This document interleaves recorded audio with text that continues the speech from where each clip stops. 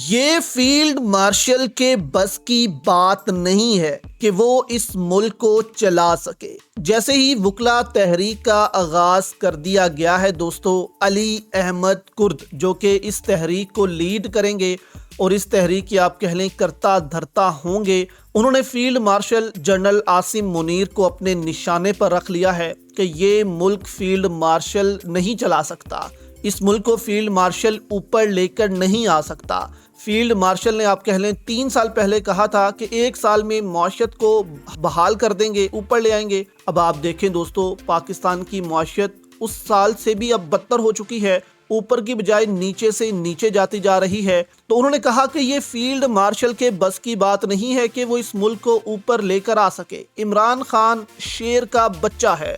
وکلا تحریک دوستو جو شروع ہونے والی ہے، عدلیہ جو ہے اس کے خلاف کیا ہونے والا ہے، جو چیف جسٹس بیٹھا ہوا ہے یحییٰ افریدی اور army chief general Asim Munir جو ہیں، ان کے خلاف کیا ہونے والا ہے، کیا ان کو اقتدار سے اتارنے کے لیے بھی یہ تحریک جو ہے وہ شروع ہونے والی ہے۔ یہاں پر آپ کہہ لیں جو سرور باری ہیں، انہوں نے ایک بڑا اہم جملہ بولا ہے کہ army chief general Asim Munir اب تنہائی کا شکار ہوتے جا رہے ہیں اور پریشان ہیں۔ یہ کیا سچویشن ہے دوستو؟ عمران خان کی رہائی کے لیے وکلا کا کردار کیا ہونے والا ہے؟ بہت اہم خبریں سامنے آئی ہیں۔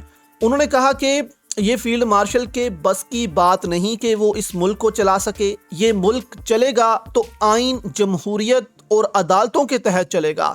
لوگوں کے اعتماد کو بحال کرنا ہمارا پہلا کام ہوگا۔ ایسے فیلڈ مارشل بہت دیکھے ہیں، وکیلوں کو کسی کا باپ نہیں مار سکتا۔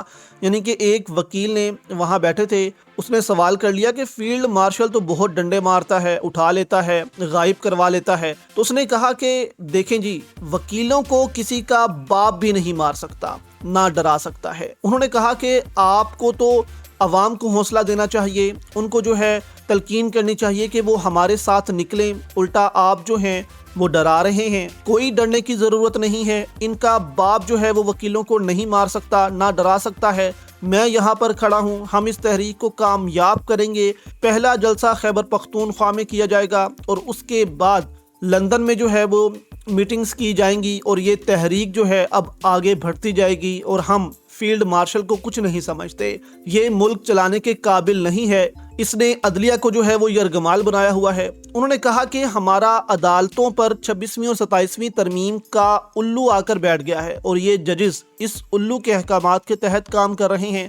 انہوں نے پھر بات کرتے ہوئے کہا کہ اب یہ سب کچھ نہیں چلے گا، ہم اس تحریک کو آگے بڑھائیں گے۔ اب یہاں پر دوستو عدلیہ جو ہے وہ کس مشکل میں ہے۔ جسٹس یحییٰ افریدی جو اس ملک کے چیف جسٹس بنے ہوئے ہیں، جبکہ کچھ کرنے کو تیار نہیں ہیں، وہ دوستو کتنے برے طریقے سے پھنس چکے ہیں۔ اب علی احمد کرد نے کہا کہ عمران خان اس وقت بہت بڑا لیڈر ہے، جس کو میں نے کہا ہے یہ مرد کا بچہ ہے، یہ 3 سال سے کور کمانڈرزوں کی طاقت کے سامنے چٹان کی طرح کھڑا ہوا ہے۔ جو پاکستانی اس سے ہمت اور جرأت انسپائر نہیں کر سکتا، وہ پاکستانی ہی نہیں ہے۔ انہوں نے کہا کہ پاکستانیوں کو عمران خان سے جرأت حاصل کرنی چاہیے، وہ مرد کا بچہ ہے جو ان 22 اور 25 کور کمانڈر کے سامنے جو ہے وہ ڈٹ گیا ہے اور ان کی ایسی کی تیسی پھیر دی ہے، وہ چٹان کی طرح کھڑا ہو گیا ہے۔ انہوں نے کہا کہ 26ویں 27ویں آئینی ترمیم جو ہے اب وہ رگڑی جائے گی۔ یہاں پر دوستو آپ دیکھیں کہ جو صحافی ہیں، یہ ابصار عالم دیکھیں، اس نے ہاتھ جوڑ لیے ہیں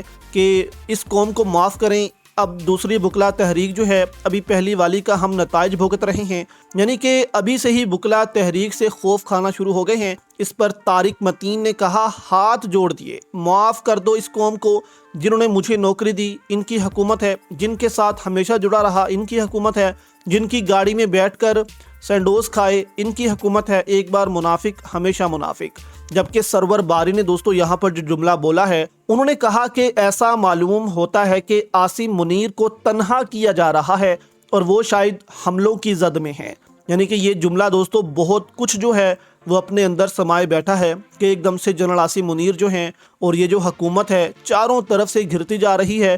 اب یہاں پر دوستو یہ جو وکلا تحریک شروع ہونے والی ہے، یہ عمران خان کی رہائی کے لیے بھی شروع ہوگی، عدالتوں کی آزادی کے لیے بھی شروع ہونے والی ہے کہ عدالتوں کو آزاد کیا جائے۔ چیف جسٹس یحییٰ افریدی سے استعفیٰ بھی مانگا جا سکتا ہے کہ تم استعفیٰ دو، گھر جاؤ، 26ਵੀं 27ਵੀं آئینی ترمیم جو ہے اس کو واپس لیا جائے۔